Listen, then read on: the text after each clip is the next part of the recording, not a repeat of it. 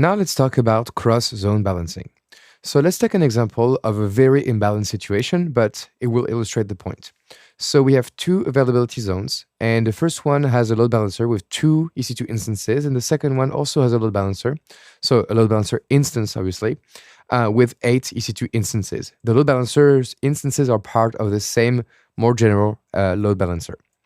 So the client is accessing these load balancers, and so with cross-zone load balancing, each load balancer instance will distribute evenly across all registered instances in all availability zones.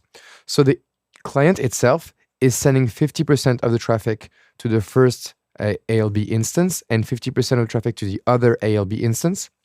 But each ALB is going to redirect that traffic across all 10 EC2 instances, regardless of which availability zones they're in. This is why it's called cross-zone load balancing. So if we take a look at the second ALB, instance, it's going to send 10% of the traffic it receives, okay, to all these instances, because we have 10 instances, so each of them gets 10% of the traffic. And same story with this first ALB instance, it's going to send also 10% of traffic to all these instances.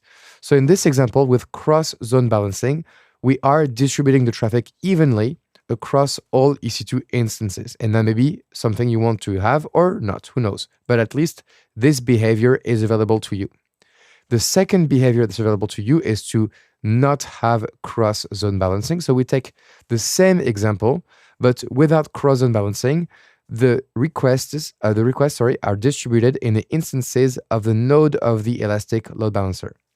So in this example, what we have is that the client sends 50% of the traffic to the first AZ and the 50% of traffic to the second AZ, okay? But the first ALB instance is going to send the traffic to only the EC2 instances in its region. So that means that each EC2 instance in this availability zone is going to get 25% of the traffic overall, okay? So half and half. And the one on the right-hand side will again divide up the traffic it receives into the EC2 instances that are registered within its AZ, so AZ2. So we can see here, without cross-load balancing, the traffic is contained within each AZ, but if there are an imbalanced number of EC2 instances in each AZ, then some EC2 instances of a specific AZ will receive more traffic than others. It's just an option to know about. There's no right or wrong answer. It depends on the use case, obviously. So for the application load balancer, by default, cross-zone load balancing is going to be enabled, but you can disable it at the target group level. And there's going to be no charges if your data goes across availability zones. Because usually in AWS, if data goes from one AZ to another one, you're going to pay some money. But for the application load balancer, because cross-zone load balancing is enabled by default, you won't have any charges for inter-AZ data. Now, if you consider the network load balancer and the gateway load balancer, then cross-zone load balancing is disabled by default. And if you enable it, then you're going to pay some amount of money because the data is going to go from one AZ to the next. Finally, for the classic load balancer, it is disabled by default. And in case you enable it, you're not going to be charged for inter-AZ data transfers. Okay, so just for the sake of doing a hands-on, I've created a network load balancer, an application load balancer, and a gateway load balancer. So let's first have a look at the network load balancer. So if I scroll down and click on attributes, as you can see, cross-zone load balancing is off, but I can edit this and turn this on. And as you can see, I will have enabled cross-zone load balancing, and this may include some regional charges for your NLB. So this is a similar setting for the gateway load balancer because they have a similar behavior in that regard. So for the attributes, again, cross-zone load balancing is off, but I can edit it and turn it on, and this will imply data charges.